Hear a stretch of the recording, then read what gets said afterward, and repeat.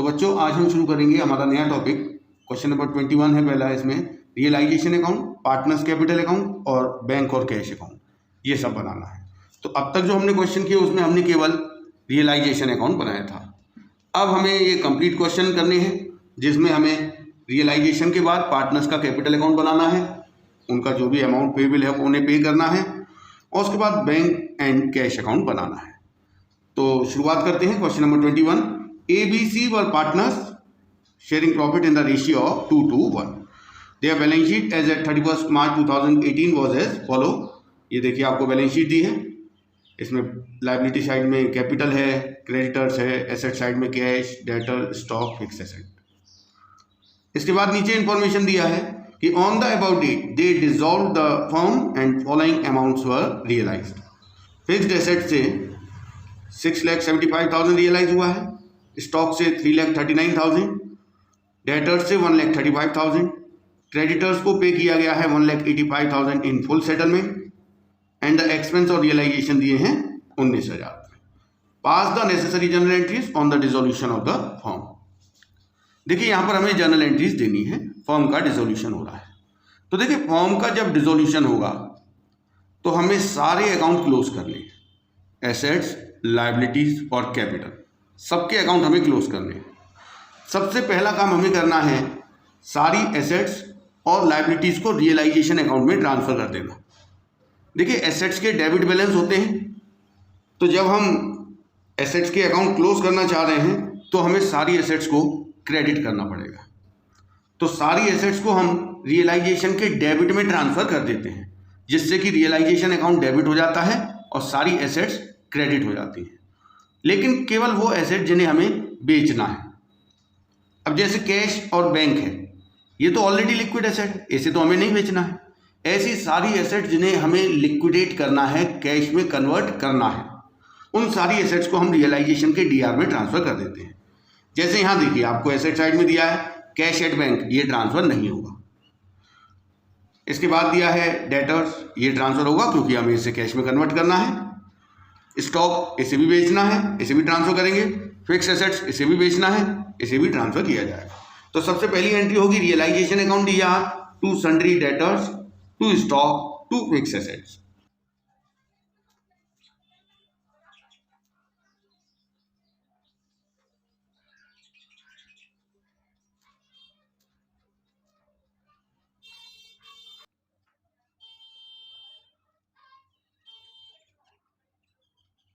तो देखिए debtors, stock, fix asset तीनों हमने ट्रांसफर कर दिया है रियलाइजेशन के डीआर में। और रियलाइजेशन अकाउंट डीआर कितने से होगा, देखिए ये तीनों एसेट का टोटल है 12,05,000। ये सारी एसेट्स ट्रांसफर हो गई। एक और चीज़ आपने देखा होगा, डेटर्स में से पीबीडी माइनस करके दिया हुआ, वो हमने ट्रांसफर नहीं किया, वो भी ट्रांसफर करेंगे, लेकिन पीबीडी कोई एसेट नहीं है। पीबीडी एक प्रोविज़न है, उसे लायबिलिटी माना जाता है, और लायबिलिटीज़ को रियलाइजेशन के सीआर में ट्रांसफर किया जाता है, डीआर में नहीं। तो एसेट्स ट्रांसफर हो गई। अब हम आ जाते हैं बैलेंस शीट के लायबिलिटी साइड में। तो देखिए लायबिलिटी साइड में हम केवल रियलाइजेशन के सीआर में एक्सटर्नल लायबिलिटीज ट्रांसफर करते हैं, मतलब जो बाहर के लोगों को पे करनी है। अब जैसे पार्टनर्स का जो कैपिटल है या करंट अकाउंट का बैलेंस है या पार्टनर्स का लोन है, उसे हमें रियलाइजेशन के सीआर में ट्रांसफर नहीं करना है, उनके लिए हम सेपरेट अकाउंट बनाते हैं। रिजर्व है, P&L का बैलेंस है, अनडिस्ट्रीब्यूटेड प्रॉफिट है, उसे भी ट्रांसफर नहीं करना है, उसे सीधे पार्टनर्स में डिस्ट्रीब्यूट करना है। यहाँ आपको केवल एक्सटर्नल लायबिलिटीज को ही ट्रांसफर करना है। तो एक्सटर्नल लायबिलिटीज में तो केवल एक क्रेडिटर ही दिखाई दे रहा है लायबिलिटी में, इसे हम ट्रांसफर कर देंगे रियलाइजेशन के सीआर में। इसका मतलब रियलाइजेशन अकाउंट सीआर होगा और क्रेडिटर्स का अकाउंट डीआर होगा, क्योंकि क्रेडिटर लायबिलिटी है, लायबिलिटीज के क्रेडिट बैलेंस होते हैं, और क्रेडिट बैलेंस जिन अकाउंट्स के हैं उनको क्लोज करने के लिए हमें उन्हें डेबिट करना पड़ेगा। तो एंट्री होगी क्रेडिटर्स अकाउंट डीआर। एक और चीज देखिए, मैंने आपको बताया जो प्रोविजन है अगेंस्ट डेटर्स जो बना हुआ है पीबीडी, उसे भी रियलाइजेशन के सीआर में ट्रांसफर किया जाता है। तो पीबीडी अकाउंट भी डीआर कर देंगे यहां पर टू रियलाइजेशन।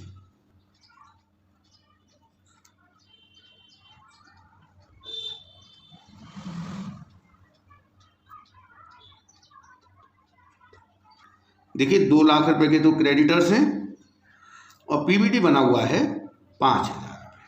इसे हम ट्रांसफर कर देंगे, टोटल रियलाइजेशन अकाउंट सीआर हो जाएगा 2,05,000 रुपये से। देखिए एसेट्स और लायबिलिटीज ट्रांसफर हो चुकी हैं। अब हमें नीचे देखना है कि रियलाइजेशन कैसे हुआ है। तो देखिए यहाँ दिया हुआ है on the about date fixed assets 6,75,000 realise हुआ है फिक्स एसेट से, स्टॉक से 3,39,000, डेटर से 1,35,000। ये हमें एसेट से रियलाइज हुआ है। तो देखिए इसकी एंट्री क्या होगी, जितनी भी एसेट्स रियलाइज होंगी वो रियलाइजेशन के सीआर में हम लिखते हैं cash account DR to realisation. तो देखिए यहाँ पर 3 एसेट्स हैं, तीनों के रियलाइजेशन की सेपरेट एंट्री ना करके हम एक साथ भी कर सकते हैं। तो देखिए 6,75,000 फिक्स एसेट, स्टॉक से 3,39,000 और डेटर से 1,35,000, टोटल 11,49,000 रुपीज हमें एसेट से रियलाइज हो रहा है। तो हम एंट्री कर देंगे cash account DR to realisation account.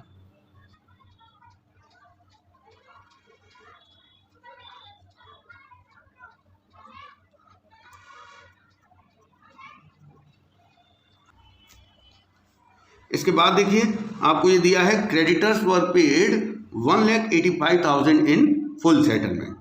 इसका मतलब हमने क्रेडिटर्स का पेमेंट किया है और रियलाइजेशन एक्सपेंस का भी पेमेंट किया है। तो ये दोनों चीज़ों का पेमेंट किया जा रहा है। रियलाइजेशन के डीआर से पेमेंट होगा, एंट्री होगी realisation account DR to cash.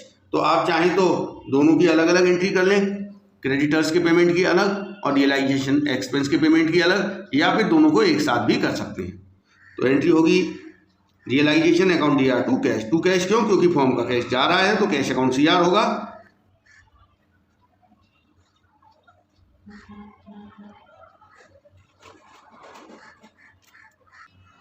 तो टोटल देखिए 2,04,000 रुपये का कैश जा रहा है। 2,04,000 कैसे आया, 1,85,000 तो क्रेडिटर्स के लिए और 19,000 रुपये एक्सपेंस का पेमेंट किया गया है।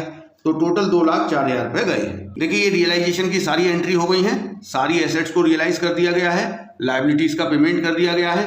अब हमें रियलाइजेशन का प्रॉफिट या लॉस निकालना है। तो देखिए इसके लिए हम देखेंगे कि रियलाइजेशन कितने से डीआर हुआ है, कितने से सीआर हुआ है, या फिर हम एक रियलाइजेशन अकाउंट बनाकर भी प्रॉफिट या लॉस निकाल सकते हैं। तो देखिए हम एक रियलाइजेशन अकाउंट बना लेते हैं, तो इससे इजीली हमें गेन या लॉस जो आया है वो पता चल जाएगा। सबसे पहले हमने एसेट्स को ट्रांसफर किया था रियलाइजेशन के डीआर में, तो इधर हम लिखेंगे to debtors, to fix asset और टू स्टॉक।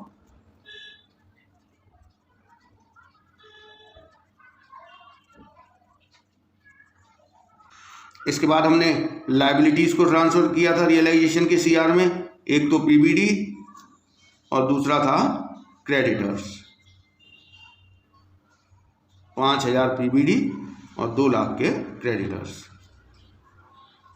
इसके बाद देखिए एसेट से रियलाइज हुआ था, यहाँ आएगा बाय कैश। यहाँ हमें बताना पड़ेगा कि कौन सी एसेट से कितना रियलाइज हुआ था। जैसे फिक्स एसेट से 6,75,000, स्टॉक से 3,39,000, डेटर से 1,35,000। तो इस तरीके से टोटल हमें रियलाइज हुआ था 11,49,000। इसके बाद हमने एक्सपेंस और लायबिलिटीज़ का पेमेंट किया था। तो एक्सपेंस और लायबिलिटीज़ का पेमेंट रियलाइजेशन के सीआर से होता है। तो हमने क्रेडिटर्स का पेमेंट किया था 1,85,000, यहाँ देखिए, और रियलाइजेशन के जो एक्सपेंस थे 19,000 रुपये उनका पेमेंट किया था। तो टोटल 2,04,000 हुआ था। अब हम रियलाइजेशन के डीआर और सीआर का डिफरेंस करेंगे। तो डीआर बड़ा है, सीआर छोटा है, इसका मतलब लॉस आया है, ये जाएगा पार्टनर्स के कैपिटल अकाउंट में। यहाँ डिफरेंस आ रहा है 55,000 रुपीज़ का, और ये 55,000 रुपीज़ का जो लॉस है ये ए, बी और सी में बांट दिया जाएगा। उनके प्रॉफिट शेयरिंग रेशियो 2-2-1 में। तो इसके हिस्से में आएगा 22,000, 22,000 एंड 11,000। तो ये देखिए हमें पता चल गया रियलाइजेशन का लॉस कितना हुआ है। अगर आप रियलाइजेशन अकाउंट ना बनाना चाहें तो आप ये देख लीजिए रियलाइजेशन अकाउंट डीआर कितने से हो रहा है टोटल। तो देखिए यहाँ 12,05,000 से डीआर हुआ है और यहाँ 2,04,000 से डीआर हुआ है। तो टोटली डीआर हुआ है 14,09,000 रुपये से। यहाँ CR देख लीजिए कितने से हुआ है, यहाँ 2,05,000 से और यहाँ 11,49,000 से, मतलब 13,54,000 से CR हुआ है। तो डिफरेंस कर लें हम DR और CR का, तो 55,000 डेबिट आ रहा है बैलेंस, तो वो हमारा लॉस है जिसे हम पार्टनर्स में डिस्ट्रीब्यूट कर देंगे। देखिए इसकी एंट्री क्या होगी इस लॉस को पार्टनर्स में डिस्ट्रीब्यूट करने की, partners capital account DR to realisation account. तो क्या क्या नाम है, A is capital account DR, B is capital account DR, C is capital account DR to realisation account.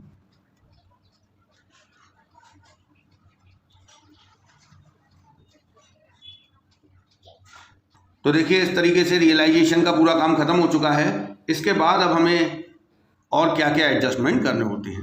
देखिए रियलाइजेशन की एंट्री करने के बाद और क्या क्या चीज़ें रह गई हैं जिनके अकाउंट क्लोज नहीं हुए हैं। तो देखिए एक तो रिजर्व, उन्हें डिस्ट्रीब्यूट करना है पार्टनर्स में, और अगर P&L का बैलेंस है उसे पार्टनर्स में डिस्ट्रीब्यूट करना है, और अगर वर्कमैन कंपनसेशन रिजर्व है उसे पार्टनर्स में डिस्ट्रीब्यूट करना है अगर वर्कमैन कंपनसेशन के अगेंस्ट कोई लायबिलिटी नहीं हो। इसके अलावा पार्टनर्स के लोन का सेटलमेंट करना है, और अगर कोई डेफर्ड एक्सपेंस है उसे राइट ऑफ करना है। लेकिन इस क्वेश्चन में इनमें से कुछ भी नहीं दिया है, तो हमें इसके अलावा रियलाइजेशन के अलावा इस क्वेश्चन में कुछ दिया ही नहीं है। तो इन चीज़ों का कोई एडजस्टमेंट करने की जरूरत नहीं है, क्योंकि ना तो क्वेश्चन में रिजर्व है, ना P&L है, ना WCR है, ना किसी पार्टनर का लोन है, और ना डेफर्ड एक्सपेंस है। अब हमें क्या करना है, अब हमें पार्टनर्स का पेमेंट करना है, उनकी कैपिटल का। अब कैपिटल का किसका कितना पेमेंट होगा, इसके लिए हमें पार्टनर्स कैपिटल अकाउंट बनाना पड़ेगा। तो देखिए हम पार्टनर्स कैपिटल अकाउंट बनाते हैं।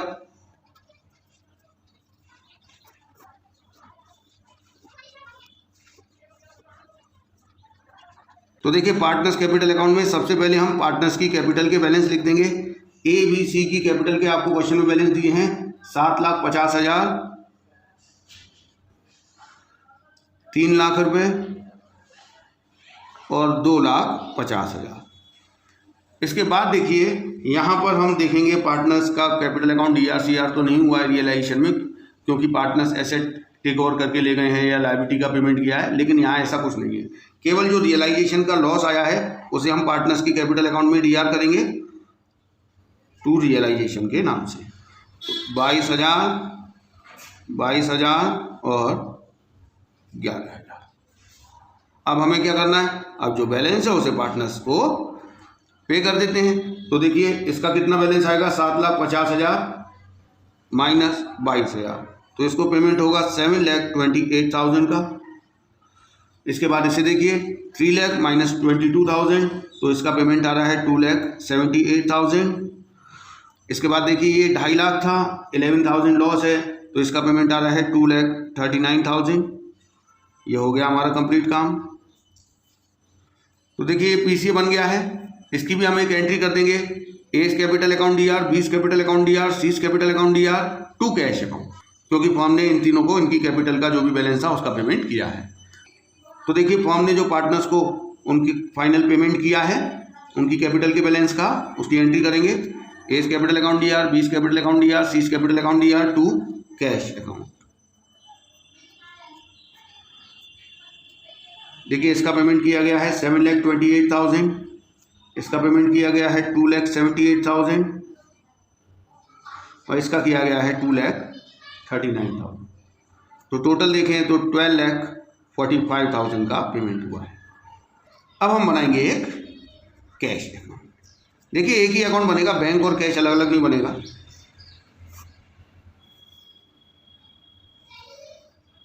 हमने जो जर्नल एंट्रीज की हैं उसमें से बस पोस्टिंग देते जाना है।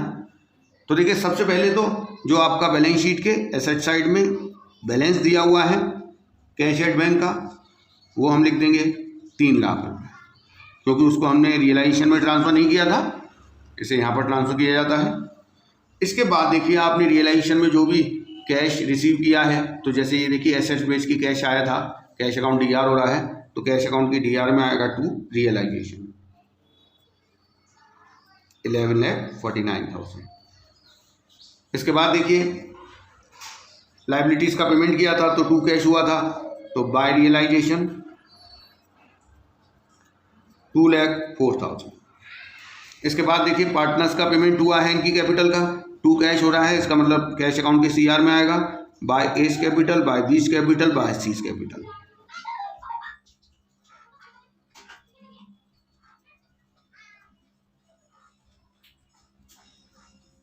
तो देखिए दोनों साइड का टोटल 14,49,000 आ रहा है। इसका मतलब कैश का बैलेंस कुछ भी नहीं बचा, बचेगा भी नहीं, क्योंकि फॉर्म का जब डिसोल्यूशन हो जाता है तो सारे अकाउंट्स के बैलेंस निल हो जाते हैं। तो यहाँ पर हमारा ये क्वेश्चन कंप्लीट हो गया।